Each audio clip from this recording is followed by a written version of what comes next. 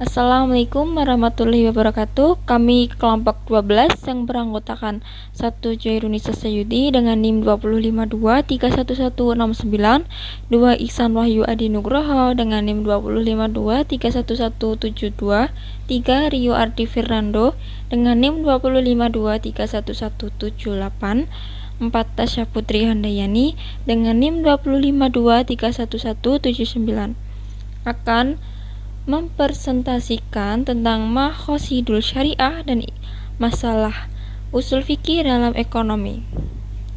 Pengertian maqasid syariah.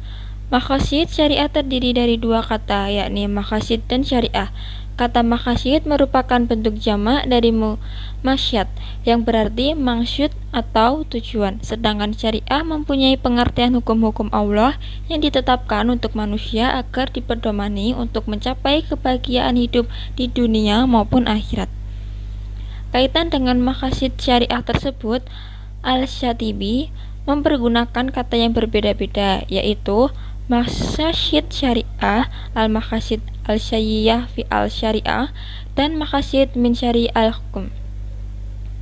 Walau dengan kata-kata yang berbeda, menurut Asy-Syafri, Jaya Bakri mengandung tujuan yang sama, yakni tujuan hukum yang diturunkan oleh Allah Subhanahu wa Ta'ala.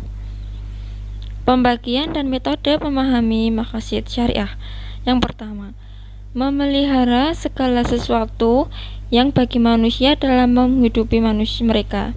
Urusan-urusan yang didaruri itu adalah segala yang diperlukan untuk hidup manusia, yang apabila tidak diperbolehkan akan mengakibatkan kerusakan undang-undang kehidupan, timbulnya kekacauan, dan berkembangnya kerusakan.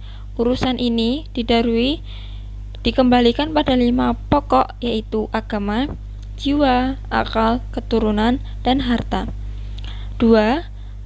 Menyempurnakan segala yang dihayati manusia. Urusan yang dihayati manusia itu ialah segala sesuatu yang diperlukan manusia untuk memudahkan dan menanggung kerusakan-kerusakan taklif dan beban-beban hidup. Apabila urusan itu tidak diperbolehkan, tidak merusak peraturan hidup dan tidak menimbulkan kekacauan, melainkan hanya tertimpa kesempitan dan kerusakan saja.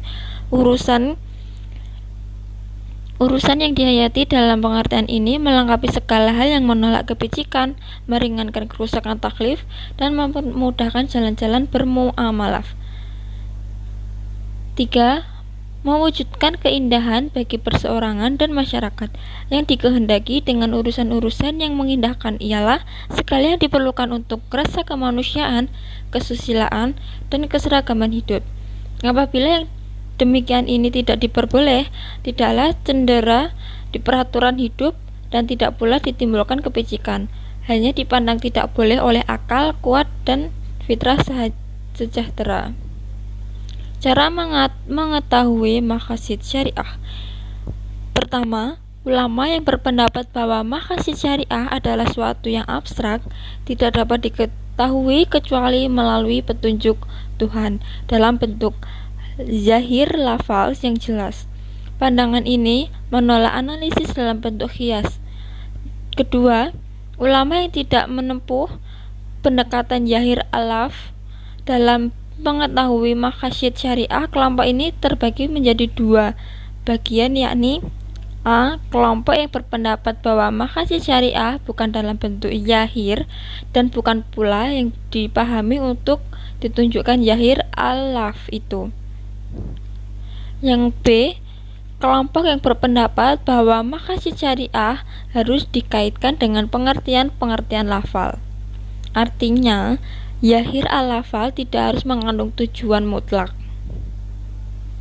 Yang ketiga, ulama yang melakukan penggabungan kedua pendekatan antara zahir al-laf dan pertimbangan makna atau ilah dalam suatu bentuk tidak merusak pengertian zahir alaf dan tidak pula merusak kandungan makna atau ilah, agar syariah tetap berjalan secara harmoni tanpa kontradiksi. Kesimpulannya, dari semua paparan di atas, tampak bahwa maqasid syariah merupakan aspek penting dalam pengembangan hukum Islam. Ini sekaligus sebagai jawaban bahwa hukum Islam itu dapat bahwa sangat mungkin beradaptasi dan berubah-ubah sosial yang terjadi di masyarakat.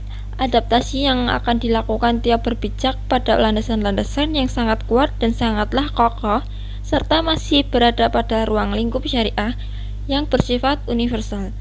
Ini juga sebagai salah satu bukti bahwa Islam itu selalu sesuai dengan setiap zaman dan pada setiap tempat. Cukup sekian. Wassalamualaikum warahmatullahi wabarakatuh.